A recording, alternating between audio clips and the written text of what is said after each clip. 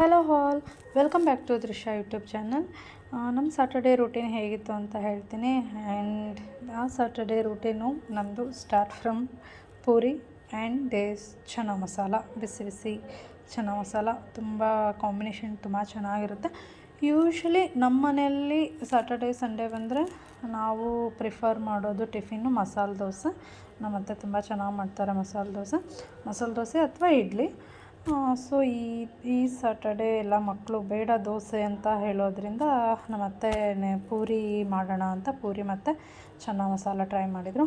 ಹಾಗೆ ಇದನ್ನು ಪೂರಿ ಮಾಡಲಿಕ್ಕೆ ನಾವು ಇದನ್ನು ಪ್ರೆಸ್ ಮಾಡೋಣ. ಹೀಗೆ ಪ್ರೆಸ್ ಮಾಡಿದರೆ ಚೆನ್ನಾಗೆಲ್ಲ ಈವನ್ನಾಗಿ ಎಲೆ ಇರುತ್ತೆ, ಸೊ ಅದು ಚೆನ್ನಾಗಿ ಉಬ್ಬುತ್ತೆ ಅಂತ ಹೇಳಿದರು. ಹಂಗೆ ಯೂಶ್ವಲಿ ಉದ್ದುತ್ತಿದ್ವಿ, ಲಟ್ಟಿಸ್ತಿದ್ವಿ, ಬಟ್ ಬೇಡ ಅಂತ ಈ ಥರ ಪ್ರೆಸ್ ಮಾಡೋದು ತೊಗೊಂಡು ಪ್ರೆಸ್ ಮಾಡ್ಕೊಂಡ್ವಿ. ಆಮೇಲೆ ಸ್ವಲ್ಪ ಇದೇನಾಗ್ತಿತ್ತು ಅಂದರೆ ಇದು ಸ್ವಲ್ಪ ಕಚ್ಕೊಳ್ತಿತ್ತು. ಎರಡು ಕಡೆ ಎಣ್ಣೆ ಆಯಿಲ್ ಅಪ್ಲೈ ಮಾಡಿದ್ದೆ, ಬಟ್ ಸ್ಟಿಲ್ ಅದೇನೋ ಎಲೆ ಎಲ್ಲ ಹಿಟ್ಟೆಲ್ಲ ಕಚ್ಕೊಳ್ತಾ ಇತ್ತು. ಸೊ ಅದಕ್ಕೆ ಎಣ್ಣೆ ಪ್ಯಾಕೆಟ್ ಇರುತ್ತಲ್ವ, ಎಣ್ಣೆ ಪ್ಯಾಕೆಟ್ ಯೂಸ್ ಮಾಡಿ ಖಾಲಿ ಇತ್ತು ಒಂದು ಪ್ಯಾಕೆಟು. ಅದನ್ನು ಕ್ಲೀನಾಗಿ ಎಡ್ಜಸ್ ಎಲ್ಲ ಕಟ್ ಮಾಡ್ಕೊಂಬಿಟ್ಟು ಈ ಪ್ರೆಸ್ ಮಧ್ಯೆ ನೀಟಾಗಿ ಮಿಡಲ್ಲಾಗಿ ಇಟ್ಕೊಂಡಾದ್ಮೇಲೆ ಅದ್ರಲ್ಲಿ ಮಧ್ಯ ಇದನ್ನೇ ಉಳ್ಳಿ ಇಟ್ಬಿಟ್ಟು ಪ್ರೆಸ್ ಮಾಡಿದರೆ ಅದು ಅಂಟ್ತಾ ಇರಲಿಲ್ಲ ನೀಟಾಗಿ. ಅದು ನನಗೆ ಈಸಿಯಾಗಿ ಅಲ್ಲಿಂದ ಎತ್ಕೊಳ್ಳಿಕ್ಕೆ ಬರ್ತಿತ್ತು. ಆಮೇಲೆ ಎತ್ಕೊಂಡಾದ್ಮೇಲೆ ಯೂಶ್ವಲಿ ಇದನ್ನು ಬಟ್ಟೆ ಮೇಲೆ ಹಾಕ್ತೀವಿ, ಪ್ರೆಸ್ ಮಾಡಿ ಅಥವಾ ಉದ್ದುಬಿಟ್ಟು ಬಟ್ಟೆ ಮೇಲೆ ಹಾಕ್ತಿದ್ವಿ. ಏಕೆಂದರೆ ಅದು ಅಂಟ್ಕೊಳ್ಳುತ್ತಲ್ವ, ಒಂದ್ರ ಮೇಲೆ ಒಂದು ಹಾಕಿದರೆ ಅಥವಾ ತಟ್ಟೆಯಲ್ಲಿಟ್ಟರು ಅಂಟ್ಕೊಂಡ್ಬಿಡುತ್ತೆ. ಕರಿಯೋದು ನಿಧಾನ ಆಗುತ್ತಲ್ವ, ಒಂದೊಂದೇ ಎತ್ಕೋಬೇಕು. ಸೊ ಯೂಶ್ವಲಿ ಒಂದು ಬಟ್ಟೆ ಹಾಸಿರ್ತಾರೆ, ಅದ್ರ ಮೇಲೆ ಹಾಕ್ತಾಯಿದ್ವಿ. ಆಮೇಲೆ ಮತ್ತೆ ಕರಿಯೋಕ್ಕೆ ಸ್ಟಾರ್ಟ್ ಮಾಡಿದ್ರು. ನಾನು ಪ್ರೆಸ್ ಮಾಡ್ದಂಗೆ ನೀವು ನೋಡ್ತಾ ಇರ್ಬೋದು, ನಾನು ಹೇಳ್ದಂಗೆ ಇದು ಪ್ರೆಸ್ ಮಾಡೋದು ಈವನ್ ಆಗಿರೋದ್ರಿಂದ ಪ್ರತಿಯೊಂದು ಪೂರಿನೂ ಇದೇ ಥರನೇ ಹೊತ್ತು ತುಂಬಾ ಚೆನ್ನಾಗಿತ್ತು. ಮೋಸ್ಟ್ಲಿ ಇದು ಚೆನ್ನಾಗಿ ಒಳ್ಳೆಯ ಐಡಿಯಾ ಅನಿಸುತ್ತೆ. ಪೂರಿ ಈ ಥರ ಉಬ್ಬಿರೋದು ನೋಡಿದರೆ ತಿನ್ನಬೇಕು ಅಂತ ಅನಿಸುತ್ತೆ. ಎಲ್ಲರೂ ತಿಂದ್ವಿ. ತಿಂದಾದಮೇಲೆ ಅಫ್ಕೋರ್ಸ್ ಎಣ್ಣೆದಲ್ವ. ಆಮೇಲೆ ಸಾಟರ್ಡೆ ಸಂಡೇ ಅಂದರೆ ಟಿಫಿನ್ ಎಲ್ಲ ಆದಮೇಲೆ ಆರಾಮಾಗಿ ಮನೇಲೆಲ್ಲ ಕೂತ್ಕೊಂಡು ಈ ಥರ ಟೀ ಮಾಡಿಕೊಂಡು ಎಲ್ಲರೂ ಮಾತಾಡ್ಕೋತಾ ಟೀ ಕುಡಿಯೋದೇ ಒಂದು ನಮಗೆ ರಿಲ್ಯಾಕ್ಸೇಷನು ಸಾಟರ್ಡೆ ಸಂಡೇ ಅಂದರೆ. ಸೊ ಹಾಗೆ ಟೀ ಎಲ್ಲ ಮಾಡ್ಕೊಂಡಾಗಿ ಸ್ವಲ್ಪ ಹೊತ್ತು ರಿಲ್ಯಾಕ್ಸ್ ಮಾಡಿ ನಾನು ಹಾಗೆ ನಮ್ಮ ಮನೇಲಿ ಫ್ರೈಡೇ ನೈಟೇ ಬಟ್ಟೆ ಹಾಕಿಟ್ಬಿಟ್ಟಿದ್ವಿ. ವಾಷಿಂಗ್ ಮಿಷಿನಲ್ಲಿ ಬಟ್ಟೆ ಒಣಹಾಕೋದು, ಮಕ್ಕಳದೆಲ್ಲ ಬಟ್ಟೆ ಹಾಗೇ ಇತ್ತು. ನಮ್ಮ ಅತ್ತೆ ಮಧ್ಯಾಹ್ನದ ಅಡುಗೆ ಎಲ್ಲ ರೆಡಿ ಮಾಡ್ಕೊಳಕ್ಕೆ ಸ್ಟಾರ್ಟ್ ಮಾಡಿದರು. ನಾನು ಮೇಲೆ ಬಂದು ಬಟ್ಟೆ ಎಲ್ಲ ಒಣಹಾಕೋಣ ಅಂತ ಬಟ್ಟೆ ತೊಗೊಳಕ್ಕೆ ಸ್ಟಾರ್ಟ್ ಮಾಡಿದೆ. ಸೊ ಯೂಶ್ವಲಿ ನಮ್ಮ ಮನೇಲಿ ಏನಾಗುತ್ತೆ ಅಂದರೆ ಸ್ವಲ್ಪ ನೀರಿನ ಸಮಸ್ಯೆ ಇದೆ. ನೀರಿನ ಸಮಸ್ಯೆ ಅಂದರೆ ಕಾವೇರಿ ನೀರು ಮೇಲೆ ಡಿಪೆಂಡ್ ಆಗಿರೋದು. ಸೊ ಒಂದು 3 ಡೇಸ್ಗೊಮ್ಮೆ ನೀರು ಬಿಡ್ತಾನೆ. ನೀರು ಬಿಟ್ಟಾಗಲೇ ನಾವು ಬಟ್ಟೆ ಎಲ್ಲ ಹಾಕ್ಕೊಳ್ಳಿಕ್ಕಾಗೋದು. ಅದೇನೋ ಗೊತ್ತಿಲ್ಲ, ಈ ಸರಿ ಯಾಕೋ ಸರಿಯಾಗಿ ಮಳೆನೂ ಬರ್ತಾಯಿಲ್ಲ. ಮಳೆ ಯಾಕೆ ಬರ್ತಾಯಿಲ್ಲ ಅಂತ ಗೊತ್ತಾಗ್ತಿಲ್ಲ. ಈ ಥರನೇ ಮಳೆ ಬರಲಿಲ್ಲ ಅಂತಂದರೆ ನಮಗೆ ಕುಡಿಲಿಕ್ಕೂ ತುಂಬಾ ನೀರು ಕಷ್ಟ ಆಗುತ್ತೆ ಅನಿಸುತ್ತೆ. ಹಾಗಾಗಿ ಎಲ್ಲರೂ ನಾವೆಲ್ಲ ಸೇರಿ ಸ್ವಲ್ಪ ನೀರಿನ ಸೇವ್ ಮಾಡಬೇಕು. ನಮ್ಮ ಮಕ್ಕಳಿಗೆಲ್ಲ ಹೇಳ್ಕೊಡ್ಬೇಕು ನೀರು ಎಷ್ಟು ಪ್ರೀಷಿಯಸ್ ಅಂತ. ಯೂಶ್ವಲಿ ಈಗಿನ ಮಕ್ಕಳಿಗಂತೂ ನೀರಲ್ಲಿ ಆಟ ಆಡೋದು ಅಂದರೆ ಬಾತ್ರೂಮಲ್ಲಿ ಹೋಗಿ ಕೂತ್ಕೊಂಡ್ರೆ ನೀರು ಚೆಲ್ತಾನೆ ಇರ್ತಾರೆ. ಅವ್ರಿಗೆ ನೀರಿನ ಬೆಲೆನೇ ಗೊತ್ತಿಲ್ಲ. ಎಷ್ಟು ಹೇಳಿದರೂ ಅವ್ರಿಗೆ ಅರ್ಥ ಆಗೋ ವಯಸ್ಸಲ್ಲ. ಬಟ್ ಆದರೂ ನಾವು ಎಷ್ಟು ಸಾಧ್ಯನೋ ಅಷ್ಟು ನಾವು ಸ್ವಲ್ಪ ನೀರಿನ ಬಗ್ಗೆ, ನೀರು ಎಷ್ಟು ಪ್ರೀಷಿಯಸ್ ಅಂತ ಹೇಳ್ಕೊಡ್ತಾ ಇರಬೇಕು. ಹಾಗೆ ನನ್ನ ಸೊಸೆ ಬಂದುಬಿಟ್ಟು ನಾನು ಅತ್ತೆ ಹೆಲ್ಪ್ ಮಾಡ್ತೀನಿ ಬಟ್ಟೆ ಒಣಹಾಕ್ಲಿಕ್ಕೆ ಅಂತ ಸ್ವಲ್ಪ ಕ್ವಾಟ್ಲೆ ಮಾಡ್ತಾ ಅವಳು ಒಂದು ಸ್ವಲ್ಪ ನನಗೆ ಹೆಲ್ಪ್ ಮಾಡಿದರು. ಹಾಗೆ ಮಕ್ಕಳೆಲ್ಲ ನನ್ನ ಜೊತೆನೇ ಮೇಲೆ ಬಂದರು. ಅವರು ಆಟ ಆಡಲಿಕ್ಕೆ ಸ್ಟಾರ್ಟ್ ಮಾಡಿದರು. ಆಟ ಆಡಬೇಕಾದ್ರೆ ನಾನು ಹಾಗೆ ಸ್ವಲ್ಪ ಕ್ಲೀನಿಂಗ್ ಕೆಲಸ ಎಲ್ಲ ಇತ್ತು. ಬಟ್ಟೆ ಎಲ್ಲ ಒಣ ಹಾಕೋದಾದ್ಮೇಲೆ ಸ್ವಲ್ಪ ಕ್ಲೀನಿಂಗ್ ಸ್ಟಾರ್ಟ್ ಮಾಡೋಣ ಅಂತ ಸ್ಟಾರ್ಟ್ ಮಾಡ್ಕೊಂಡೆ. ನಾನು ನಿಮಗೆ ಗೊತ್ತಿರೋ ಹಾಗೆ ಲಾಸ್ಟ್ ವೀಕ್ ನಾನು ಮನೇಲಿರಲಿಲ್ಲ, ನನ್ನ ಫ್ರೆಂಡ್ ಮನೆಗೆ ಹೋಗಿದ್ದೆ. ಸೊ ಏನೂ ರೂಮೆಲ್ಲ ಕ್ಲೀನ್ ಮಾಡ್ಕೊಳ್ಳಿಕ್ಕೆ ಆಗಿರಲಿಲ್ಲ. ನಮ್ಮ ಮನೆ ರೂಮ್ ಹಿಂದ್ಗಡೆ ಸ್ವಲ್ಪ ಅಲ್ಲಿಂದನೇ ಸ್ವಲ್ಪ ಸ್ಟಾರ್ಟ್ ಮಾಡೋಣ ಅಂತ. ಹಿಂದ್ಗಡೆ ಮರ ಇದೆ ಅಲ್ವಾ, ಮರದ ಎಲೆಗಳೆಲ್ಲ ತುಂಬ ಬಿದ್ದಿರುತ್ತೆ. ಹಾಗೆ ಪಾರಿವಾಳಗಳು ತುಂಬ ಬಂದಿರುತ್ತೆ. ಸೊ ಅದನ್ನು ಏನಾದರೂ ಕ್ಲೀನ್ ಮಾಡಲಿಲ್ಲ ಅಟ್ಲೀಸ್ಟ್ ಒಂದು 15 ಡೇಸ್ 1 ಮಂತ್ಗೊಮ್ಮೆ ಅಂದರೆ ತುಂಬ ಒಳಗಡೆ ತುಂಬಾ ಇದು ನೋಡಿ. ಇದು ನಮ್ಮ ಮನೆ ಮುಂದ್ಗಡೆ ಇರೋವಂಥ ಮರ ಎಷ್ಟು ದೊಡ್ಡದಿದೆ. ನಾನು ಅದು ಲಾಸ್ಟ್ ವೀಕಲ್ಲಿ ನಿಮ್ಗೆ ಹಾಕಿದ್ದೆ ಅಲ್ವಾ, ಒಂದು ಗಿಡ ಇದೆ ಅಂತ, ಇದೇ ಮರದ್ದು. ನನಗೆ ಯಾರೂ ಕಮೆಂಟ್ ಮಾಡಿಲ್ಲ ಈ ಮರ ಬೇಕು ತೊಗೋತೀವಿ ಅಂತ. ಮೋಸ್ಟ್ಲಿ ಯಾರಿಗೂ ಇಂಟ್ರೆಸ್ಟ್ ಇರಲಿಕ್ಕಿಲ್ಲ ಅಥವಾ ಅವ್ರು RR ನಗರದಲ್ಲಿ ಇರಲಿಕ್ಕಿಲ್ಲ. ಓಕೆ, ನೀವು ನೋಡಿ ಈ ಥರ ಮನೆ ಕಿಟಕಿ ಹಿಂದ್ಗಡೆ ಫುಲ್ ತುಂಬಾ ಧೂಳ ಕಟ್ಕೊಂಡ್ಬಿಟ್ಟಿರುತ್ತೆ. ಅದನ್ನೆಲ್ಲ ಕ್ಲೀನ್ ಮಾಡ್ಕೊಂಡಾದಮೇಲೆ ಅದು ಸ್ವಲ್ಪ ಒರೆಸ್ಕೊಳ್ಳೋಣ. ಫಸ್ಟ್ ಡಸ್ಟೆಲ್ಲ ತೊಗೊಂಡ್ಬಿಟ್ಟು ಅದೆಲ್ಲ ಒರೆಸ್ಕೊಳ್ಳೋಣ ಅಂತ ಒದ್ದೆ ಬಟ್ಟೆಲ್ಲ ನೀಟಾಗಿ ಒರೆಸ್ಕೊಂಡೆ. ವಿಂಡೋಸ್ ಎಲ್ಲ ನೀಟಾಯಿತು. ಆಮೇಲೆ ಕೆಳಗಡೆದು ಎಲ್ಲ ತುಂಬ ಗಲೀಜು ಎಲೆ ಎಲ್ಲ ಬಿದ್ದಿರುತ್ತೆ. ಆ ಎಲೆದು ಎಲ್ಲ ಗುಡಿಸ್ಕೊಂಬಿಟ್ಟು ಎಲೆ ಎಲ್ಲ ಎತ್ಕೊಂಡ್ಬಿಟ್ಟು ಯೂಶ್ವಲಿ ನಮ್ಮ ಮನೇಲಿ ಈ ಎಲೆ ಕಸ ಎಲ್ಲ ಹಾಕ್ಲಿಕ್ಕೆ ನಮ್ಮ ಮನೆಯವರು ಒಂದು ದೊಡ್ಡ ಪಾಟ್ ಇಟ್ಟಿದ್ದಾರೆ. ಆ ಪಾಟಲ್ಲಿ ಬರೀ ಎಲೆ ಕಸ ಅಥವಾ ಈ ಗಾರ್ಡನಲ್ಲಿ ಬಿದ್ದಿರೋ ಎಲೆಗಳದ್ದು ಕಡ್ಡಿ ಅದೆಲ್ಲ ಹಾಕಿರ್ತೀವಿ. ಅದರಿಂದ ಅವರು ಆಲ್ಮೋಸ್ಟ್ ಒಂದು 6 ಮಂತ್ಸ್ ಆಗುತ್ತೆ ಅನಿಸುತ್ತೆ ಆ ಥರ ಹಾಕಿಬಿಟ್ಟು ಅದಕ್ಕೇನಾದರೂ ಮನೇಲಿ ಸಮ್ಟೈಮ್ಸ್ ಉಳಿದಿರೋ ಮೊಸರು ಇರುತ್ತಲ್ವ, ಡೇಟ್ ಆಗೋಗ್ಬಿಟ್ಟಿರುತ್ತೆ. ಡೇಟ್ ಆಗೋಗ್ಬಿಟ್ಟಿರೋ ಮೊಸರುಗಳನ್ನೆಲ್ಲ ಅದ್ರ ಮೇಲೆ ಹಾಕ್ತಾಯಿರ್ತಾರೆ.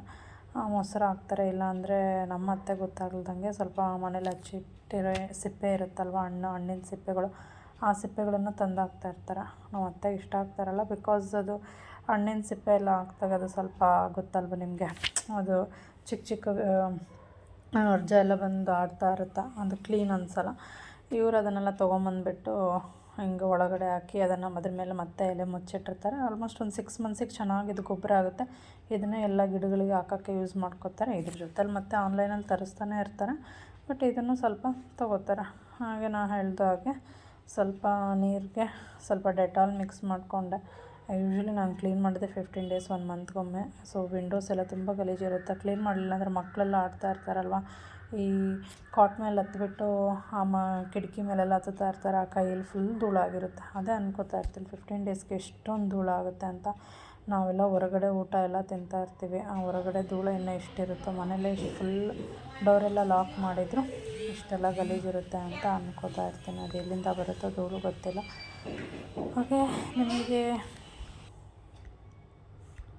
ಹಾಗೆ ನಿಮಗೆಲ್ಲ ಸ್ವಲ್ಪ ನೀರಿನ ಸಮಸ್ಯೆ ಆಗುತ್ತೆ ಅಂತ ಹೇಳ್ತಾ ಇದ್ನಲ್ಲ, ಅದ್ರ ಬಗ್ಗೆ ಹೇಳೋಣ ಅಂತ. ನಮ್ಮನೆ ಇರೋದು RR ನಗರದಲ್ಲಿ ಹೇಳಿದ್ನಲ್ಲ, 3 ಡೇಸ್ಗೊಮ್ಮೆ ಕಾವೇರಿ ನೀರು ಬಿಡ್ತಾನೆ.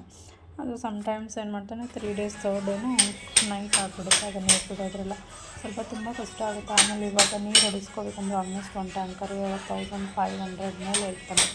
ಆ 1500 ಆಲ್ಮೋಸ್ಟ್ 3 ಡೇಸ್ 4 ಡೇಸ್ಗೊಮ್ಮೆ ನಮ್ಮಂಥ ಮಿಡಲ್ ಕ್ಲಾಸ್ ಫ್ಯಾಮಿಲಿಯವ್ರು ಮತ್ತೆ ನೀರಿಗೆ ಅಷ್ಟೊಂದು ದುಡ್ಡು ಕೊಟ್ಬಿಟ್ಟು ಮಾಡಿಸೋದಂದರೆ ತುಂಬಾ ಕಷ್ಟ ಹೊಡ್ಸೋದು ಅಂತ. ಈ ಸಮಸ್ಯೆ ಏನಾದರೂ ಬಗೆಹರಿಸ್ಬೋದು ನಮ್ಮನೆಲ್ಲ, ಅಥವಾ RR ನಗರದಲ್ಲಿ ನೀವು ಯಾರಾದರೂ ಇದ್ದರೆ ಇದೇ ಥರ ಸಮಸ್ಯೆ ಇದನ್ನು ನೀವೇನಾದರೂ ಅದಕ್ಕೆ ಸೊಲ್ಯೂಷನ್ ತಂದಿಟ್ಕೊಂಡಿದ್ದೀರಾ ಅಂತ ನನಗೇನಾದರೂ ನಿಮ್ಮ ಕಡೆ ಸಜೆಷನ್ ಇದ್ದರೆ ನನಗೆ ಕಮೆಂಟ್ ಮಾಡಿ.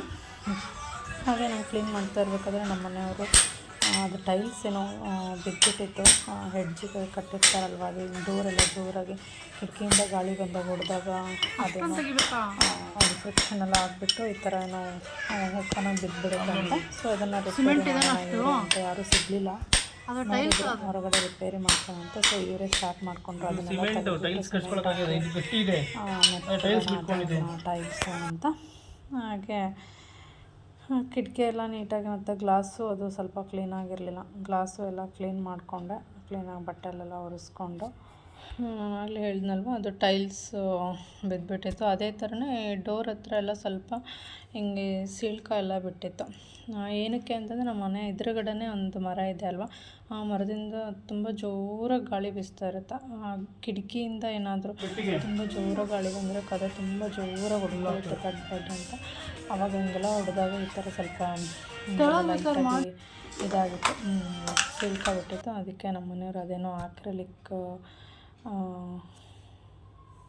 ಅಕ್ರಲಿಕ್ ವೈಟ್ ಸಿಮೆಂಟ್ ಅಂತ ಸಿಗುತ್ತೆ, ಅದನ್ನು ತೊಗೊಂಬಂದ್ಬಿಟ್ಟು ಅದಕ್ಕೆ ಗೋಡೆ ಕಲರ್ ಮ್ಯಾಚ್ ಆಗಂಗೆ ಈ ಮಕ್ಳದ್ದು ಪೇಂಟಿಂಗ್ ಇರುತ್ತಲ್ವ, ಆ ಪೇಂಟಿನ ಕಲರ್ ಅದಕ್ಕೆ ಮಿಕ್ಸ್ ಮಾಡಿಬಿಟ್ಟು ಲೈಟ್ ಬ್ಲೂ ಕಲರ್ ಮಾಡಿ ಮೆತ್ತಾಯಿದ್ರು ಅವರು. ಹಾಗೆ ನಾನು ಎಲ್ಲ ಈ ಲ್ಯಾಪ್ಟಾಪ್ ಇಡೋಕೆ ಒಂದು ಟೇಬಲ್ ಇದೆ, ಆ ಟೇಬಲ್ ತುಂಬ ಧೂಳಾಗಿತ್ತು. ತುಂಬಾ ಅಂದರೆ ಈವನ್ ಕೀಬೋರ್ಡ್ ಮುಟ್ಟಿದರೆ ಅದರಲ್ಲೂ ತುಂಬ ಧೂಳಾಯಿತು. ಅದನ್ನೆಲ್ಲ ಸ್ವಲ್ಪ ಕ್ಲೀನ್ ಮಾಡಿಕೊಂಡೆ.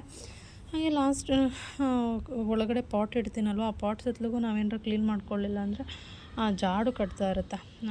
ಗಿಡದ ಸುತ್ತಲಿಗೂ ತುಂಬ ಜಾಡು ಇರುತ್ತೆ. ಆ ಜಾಡು ಎಲ್ಲ ಹೊಡ್ಕೊಂಬಿಟ್ಟು ಆ ಪಾಟ್ ಸುತ್ತಲೂ ಎಲ್ಲ ಕ್ಲೀನ್ ಮಾಡಿಕೊಂಡೆ.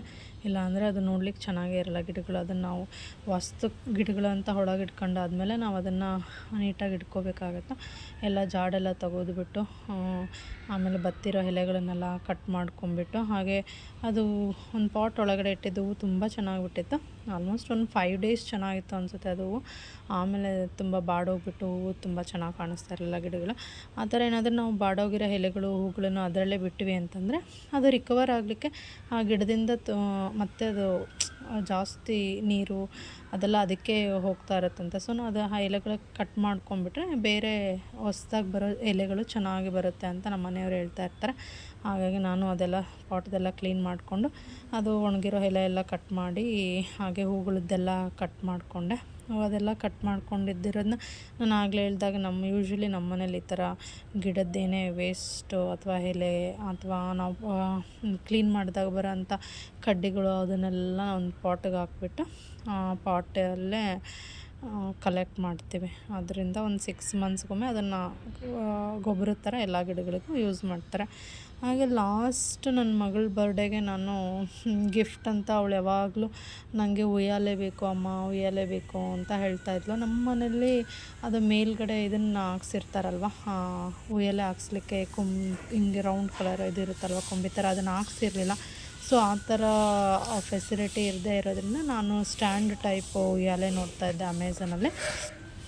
ನೀವು ನೋಡ್ತಾ ಇರ್ಬೋದು, ಇದೇ ಉಯ್ಯಾಲೆ. ಅದಿದು ಆಲ್ಮೋಸ್ಟ್ 1 ಇಯರ್ ಅದೇ ಹಬ್ಬಗಳು ಬಂದಾಗೆಲ್ಲ ಸ್ವಲ್ಪ ಕ್ಲೀನ್ ಮಾಡಿಕೊಡ್ತಾ ಇರ್ತೀನಿ. ಬಟ್ ಎಲ್ಲ ಒಳಗಡೆದೆಲ್ಲ ಕುಷನೆಲ್ಲ ತೆಗೆದ್ಬಿಟ್ಟು ಕ್ಲೀನ್ ಮಾಡಿರಲಿಲ್ಲ. Almost it's going to be 1 year. ಎಲ್ಲ ತೆಗೆದೆ. ಎಷ್ಟು ಧೂಳ ಇತ್ತು ಅಂದರೆ ಅದರಲ್ಲಿ, ಅದನ್ನು ನೋಡಿ ಎಲ್ಲ ಕವರ್ ಮನೆಯೊಳಗೆ ಅಷ್ಟು ಧೂಳ ಎಲ್ಲಿರುತ್ತೋ ಗೊತ್ತಿಲ್ಲ, ಫುಲ್ ತುಂಬಾ ಧೂಳ ಇತ್ತು. ಸೊ ಒಂದೆಲ್ಲ ಕಡೆನೂ ಅದೆಲ್ಲ ಕುಷನ್ ತೆಗೆದುಬಿಟ್ಟು ಕ್ಲೀನ್ ಮಾಡಿಕೊಂಡೆ. ಹಂಗಂದ್ರೆ ಅಲ್ವಾ ಮಕ್ಕಳೆಲ್ಲ ಕೈ ಇಡ್ತಾ ಇರ್ತಾರೆ, ಆಮೇಲೆ ತಿನ್ನೋಕೆ ಏನಾದರೂ ಕೊಟ್ಟ ತಕ್ಷಣ ಹ್ಯಾಂಡ್ ವಾಶ್ ಮಾಡೋದೇ ಇಲ್ಲ, ಅದರಲ್ಲೇ ತಿಂತಾ ಇರ್ತಾರೆ, ನಮಗೆ ಗೊತ್ತಾಗಲ್ಲ. ಸೊ ಹಾಗಾಗಿ ಬೆಟರ್ ಅಂತ ನಾವೇ ಎಲ್ಲಿ ಸಾಧ್ಯನೋ ಅಷ್ಟು ಕ್ಲೀನ್ ಮಾಡ್ಕೊಳೋದು ಒಳ್ಳೆಯದು. ಸೊ ಸ್ಯಾಟರ್ಡೆ ಸಂಡೇ ಇರೋದೇ ಕ್ಲೀನಿಂಗೋಸ್ಕರ ಮತ್ತು ಅದ್ರ ಜೊತೆ ರಿಲ್ಯಾಕ್ಸ್ ಮಾಡೋದಕ್ಕೋಸ್ಕರ. ಇಷ್ಟೆಲ್ಲ ಮಾಡಿ ಹೋಗಿದ್ಮೇಲೆ ನಾವು ಮತ್ತೆ ಅಷ್ಟರೊಳಗೆ ಆಲ್ಮೋಸ್ಟ್ 1-1.5 ಆಗಿತ್ತು. ಯೂಶ್ವಲಿ ಮಧ್ಯಾಹ್ನ ನಮ್ಮ ಅತ್ತೆ ಮನೇಲಿದ್ದರೆ ಮಜ್ಜಿಗೆ ಮಾಡಿ ಕೊಟ್ಬಿಡ್ತಾರೆ ಊಟಕ್ಕಿಂತ ಮುಂಚೆ. ಮಜ್ಜಿಗೆಗೆ ಫ್ಲಾಕ್ಸ್ ಸೀಡ್ಸ್ ಪೌಡ್ರ್ ಹಾಕ್ಕೊಡ್ತಾರೆ, ಚೆನ್ನಾಗಿತ್ತು. ಮಜ್ಜಿಗೆ ಎಲ್ಲ ಕುಟ್ಕೊಂಡ್ಬಿಟ್ಟು ಸ್ವಲ್ಪ ಫ್ರೆಶ್ ಅಪ್ ಆಗಿ ಸ್ನಾನ ಎಲ್ಲ ಮುಗಿಸ್ಕೊಂಡು ಮತ್ತು ವಾಂಗಿಬಾತ್ ಮಾಡಿದರು, ತುಂಬ ಚೆನ್ನಾಗಿತ್ತು. ವಾಂಗಿಬಾತ್ ತಿನ್ಕೊಂಡ್ವಿ. ಇನ್ನೊಂದು ನೆಕ್ಸ್ಟ್ ವೀಡಿಯೋದಲ್ಲಿ ವಾಂಗಿಬಾತ್ ಹೇಗೆ ಮಾಡಿದೆ ರೆಸಿಪಿ ಏನು ಅಂತ ಹೇಳ್ತೀನಿ.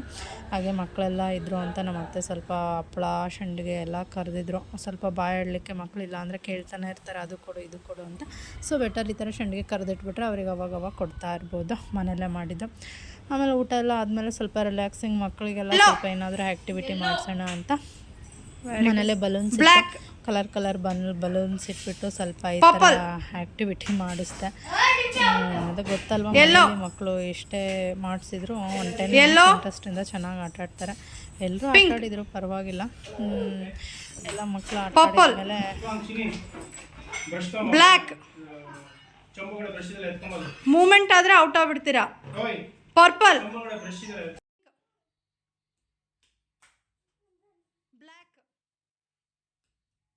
yellow, purple, black, black, black, black, yellow, yellow, purple, yellow, purple, yellow, purple, purple. Then out. Okay, last chance. Pink, yellow, pink, yellow. Okay, almost Saturday ಮುಗಿತಾ ಬಂತು. ಇಟ್ಸ್ ಆಲ್ಮೋಸ್ಟ್ 3:34 ಆಗಿತ್ತು ಇವ್ರನ್ನೆಲ್ಲ ಆಟ ಆಡಿಸ್ಬೇಕಾದ್ರೆ. ಓಕೆ, ಮತ್ತು ಸಂಡೆಗೆ ಏನೇನಿದೆ, ಯೂನಿಫಾರ್ಮ್ ಐರನ್ ಮಾಡಬೇಕು, ಎಲ್ಲ socks ಎಲ್ಲ ರೆಡಿ ಮಾಡಬೇಕು, ಶೂ ಪಾಲಿಷ್ ಮಾಡಬೇಕು, ಎಲ್ಲ ತಲೆಯಲ್ಲಿರುತ್ತೆ. ಅದನ್ನೆಲ್ಲ ಒಂದೊಂದಾಗಿ ಜೋಡಿಸ್ಕೋಬೇಕಾಗುತ್ತೆ. ಓಕೆ ಫ್ರೆಂಡ್ಸ್, ನಾನು ಇವತ್ತಿನ ಸ್ಯಾಟರ್ಡೇ ವಿಲಾಗ್ನ ಮುಗಿಸ್ತಾ ಇದ್ದೀನಿ. ನೆಕ್ಸ್ಟ್ ವಿಡಿಯೋದಲ್ಲಿ ಮತ್ತೆ ಸಿಗೋಣ. ಅಲ್ಲಿವರೆಗೂ ಖುಷಿಯಾಗಿರಿ, ನಗ್ತಾ ಇರಿ. ಮತ್ತು ಈ ವಿಡಿಯೋ ನಿಮಗೆ ಲೈಕ್ ಆದರೆ ಕಮೆಂಟ್ಸ್ ಮಾಡಿ, ಲೈಕ್ ಮಾಡಿ ಆ್ಯಂಡ್ ಮೋರ್ ಇಂಪಾರ್ಟೆಂಟ್ಲಿ ಸಬ್ಸ್ಕ್ರೈಬ್ ಮಾಡಿ. Thank you.